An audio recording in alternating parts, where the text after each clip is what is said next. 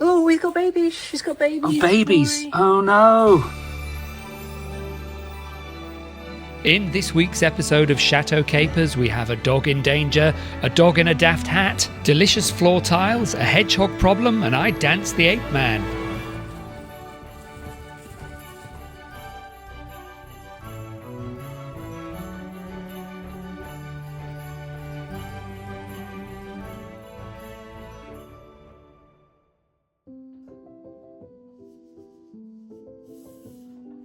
This week started with me removing the whizzy instantaneous water heater that was installed last summer. It stopped working properly and so it has to go away for repair or replacement. The next time Chateau DIY visit, the plan was that they would stay in rooms. It means that one of the rooms won't have a working shower, which could be a problem.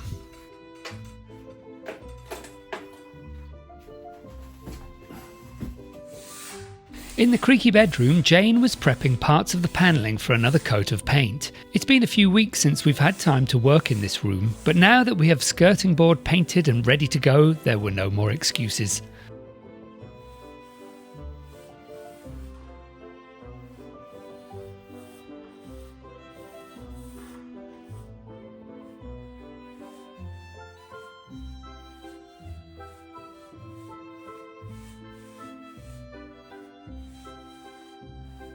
I always find working out the angles for mitre cuts to be a bit of a head scratcher, especially when the angles aren't simply clean 45 degrees.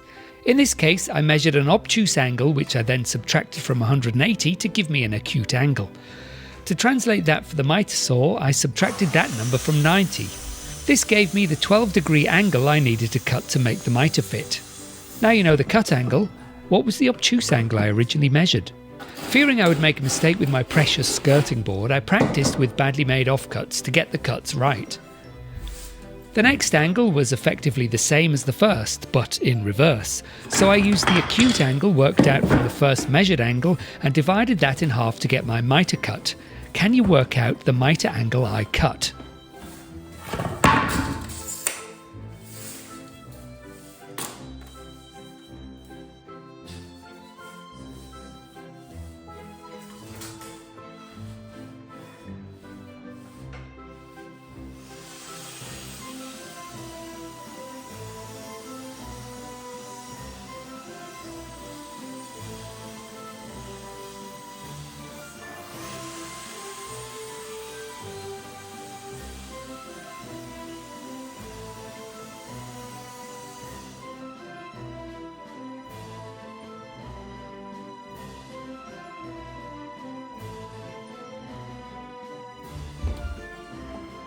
Because the subfloor isn't perfectly level, you just can't get the staff, the boards rise slightly in one place. To deal with it, I scribed the bottom edge of the skirting and trimmed it off. If I hadn't, I'd be risking the two boards in the corner not meeting correctly. This in turn would lead to me attempting and failing to correctly make a compound mitre cut and ultimately a blubbering Rory crouching in the corner.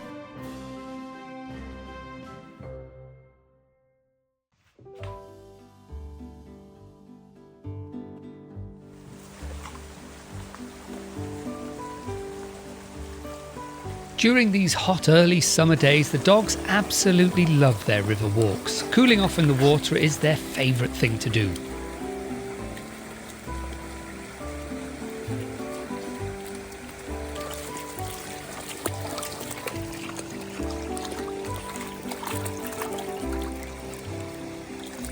Dogs and grass seed do not live happily together.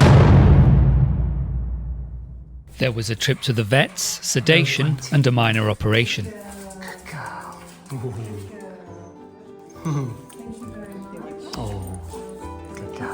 And this is what they found deep in her ear canal, 2 grass seeds.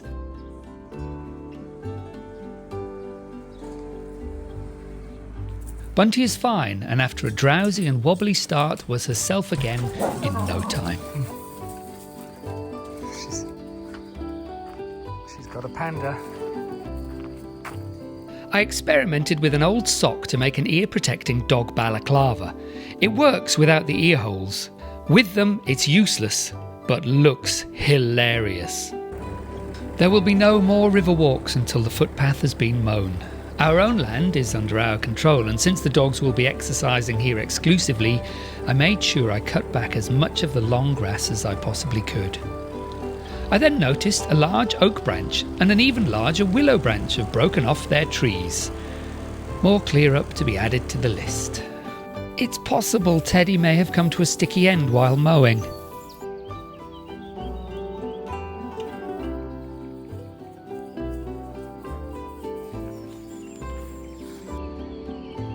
We found this one trying to escape, and so we set the dogs on it.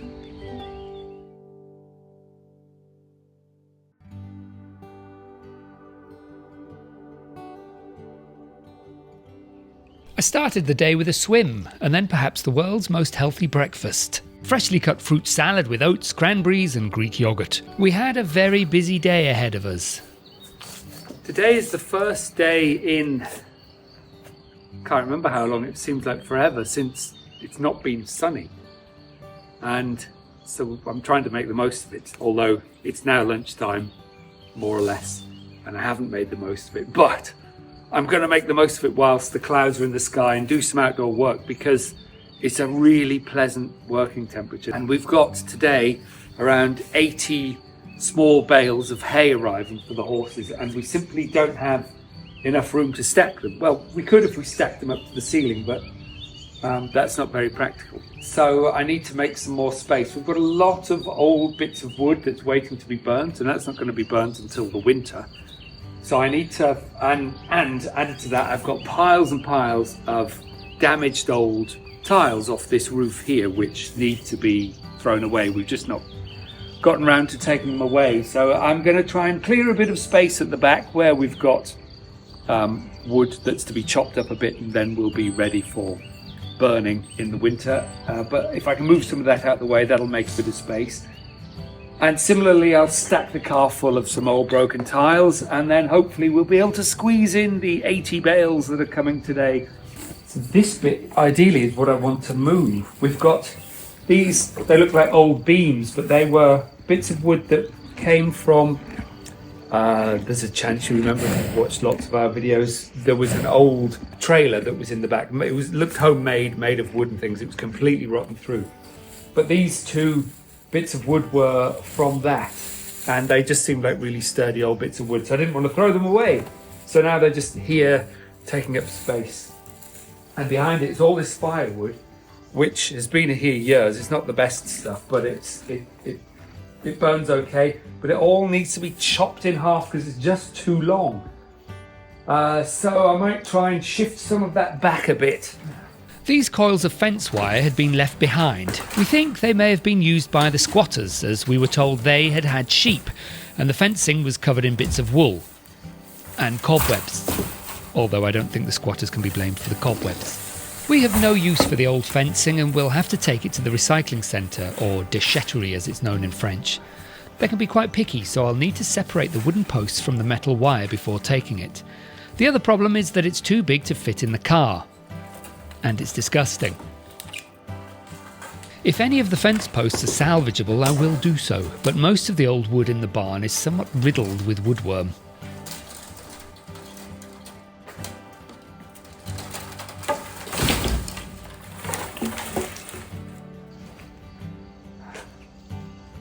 It's an old nest. I wonder how long since that's been used. It's full of sheep's wool as bedding. Huh.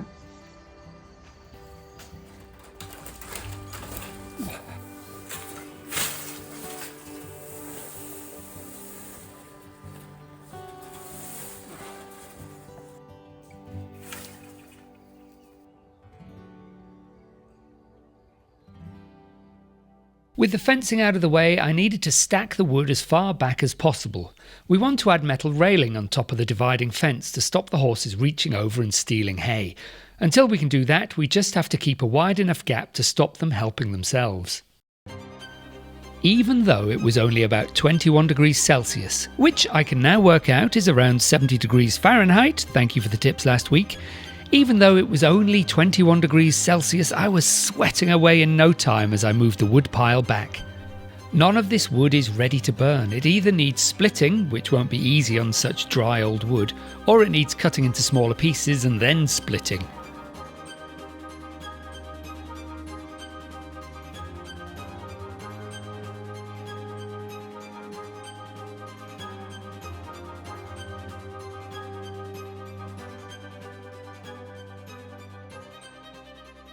I'm exhausted, but whilst it's still a bit messy, all this pile especially is in a terrible way, there's a lot more space than there was. So I've got a couple bits more that I might move, and then I'll try and around here, all of these are old broken tiles, so all of these have to be taken to the déchetterie. And yeah, once we get a lot of these out the way, then there'll be all that extra room ahead of me, which would get, I don't know, you'd easily get 6 on the ground and then stack 6, 12, 18, 24.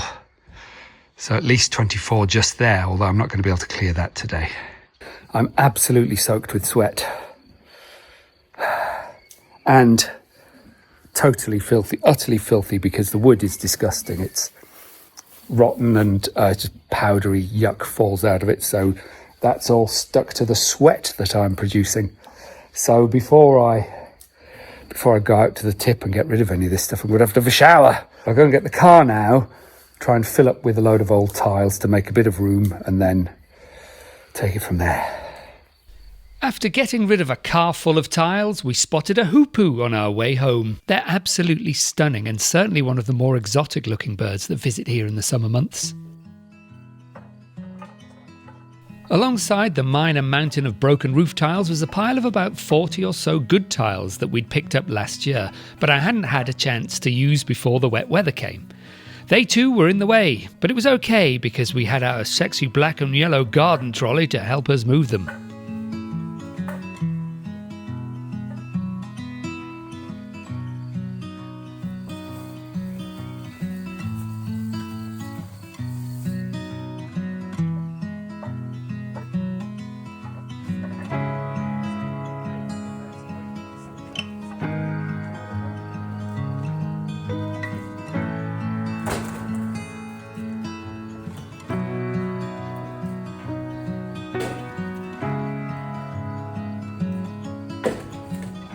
Jane helped clear the last of the bits and pieces in the barn in preparation for the imminent arrival of the hay bales.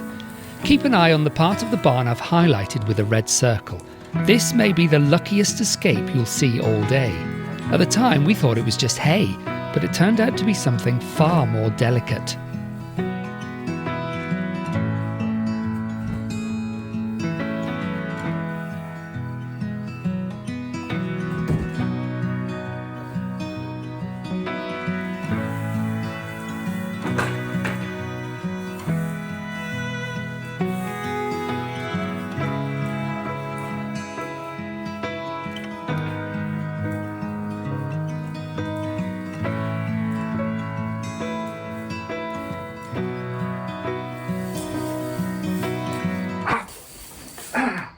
What was it? I think it's a hedgehog. Oh. Ah! Did it bite you? Did it bite me? No, it's got prickles, Jade. You picked him up? Well, I tried to grab a load of hay. Oh my goodness. How'd you hold him? Prickled by a Mr. Prickles. I just impaled my fingers on this hedgehog, poor little fellow. Well, actually, I'm the one that's hurt, but it's still alive. Maybe you can scoop him up, Jane? Yeah. Where is it? There. Okay, Mr. Prickles. Oh dear. Where are we going to put him? Oh, well, we'll In just... a long grass, maybe. Yeah, just maybe by the lake or something. We can snuffle in. Oh, we've got babies. She's got babies. Oh, babies. Rory. Oh, no. Oh, Oh, lordy. she'll have to stay there, won't she? Well, she Oh, my can't stay goodness. there. We've got 80. Well, she will have to stay, darling. I don't know that it's safe, but we'll have to make some sort of nest and and put her and them in with some hay, like a big cardboard box or something with a hole in it so she can get out. Oh, lordy. Sorry, Mrs. Prickles. Look at those babies. Operation Hedge Pig had begun. Jane has gone to find a box because we need to put them in a box and move them. And Mummy's trying to run away. And she has 3 gorgeous little babies. I've never seen baby hedgehogs. They are gorgeous, and I hate that we have to move them. I genuinely do. But they can't stay here because we have 80 hay bales coming. Sorry, Mummy. We will get you all sorted. I'm really worried, well, because I don't want her to get separated. We'll have to move the babies, so we don't want to lose Mummy in case she doesn't know where to find her babies. So I can't let Mummy Hedgehog escape. The babies are wriggling and wondering where she's gone. Oh, this is terrible. I'm so sorry, Mrs. Prickles.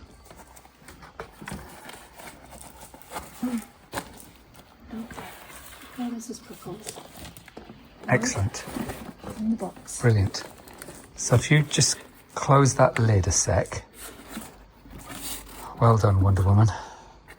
Now we've got 3 babies, and we want the bedding material, so we need to scoop, if you can get your hands under them. Yep. So there's 3 of them, yeah, so try and get the bedding material as well. If it doesn't work, then just find the 3 babies.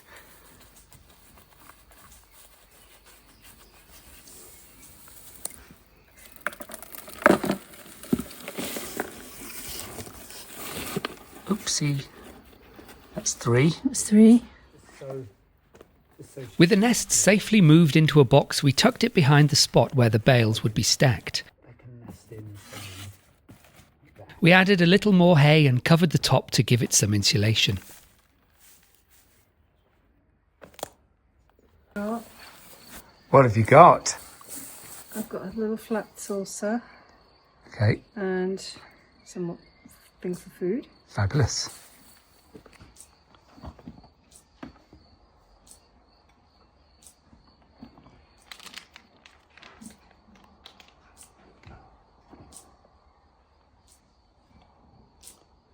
There we go, and we can give her some more another day if she needs it.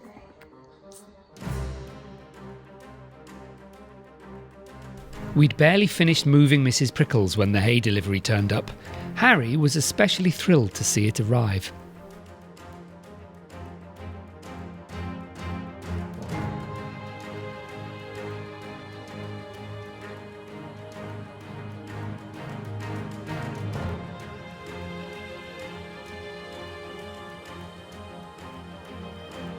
As we stacked the bales, I was able to create a tunnel under them to ensure the hedgehog had easy access to the outside for foraging. Jane had given her water and some cat food as recommended to us as an overnight food source if she felt traumatised by the move. Just how we didn't stand on her or crush her with the log, I will never know. I truly hope her luck continues.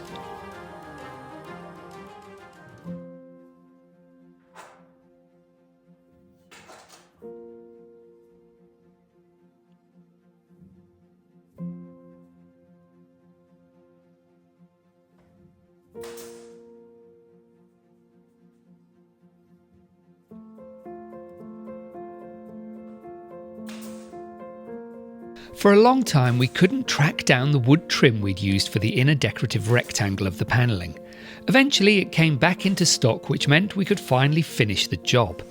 My 2 previous miter saws struggled to cut a clean 45 degrees, so the panelling took far longer and was more frustrating than it needed to be. The one I have now is much more accurate. I don't have to second guess every cut, and the whole process has sped up noticeably.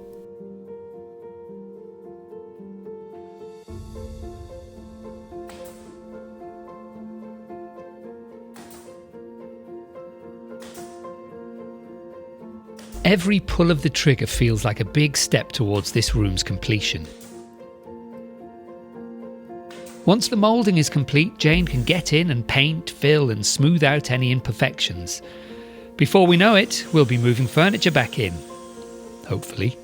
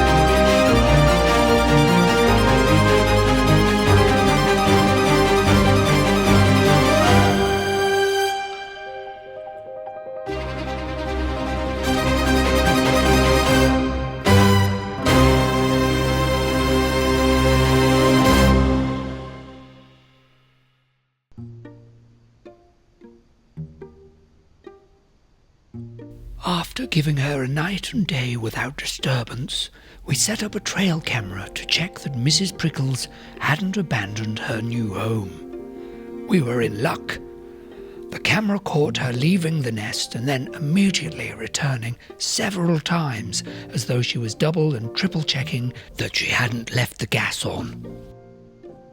It is known that hedgehog mothers practice regular fire drills with their young hoglets. Tonight, though, she seems particularly indecisive. Finally, she emerges to forage. Oh, for heaven's sake. Eventually, she's out and about.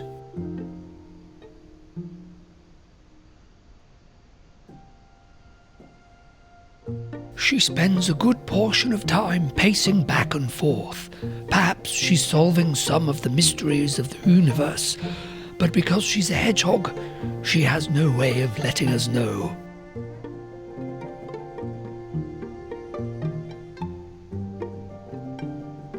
Satisfied the coast is clear, she finally goes out to the party at number 4.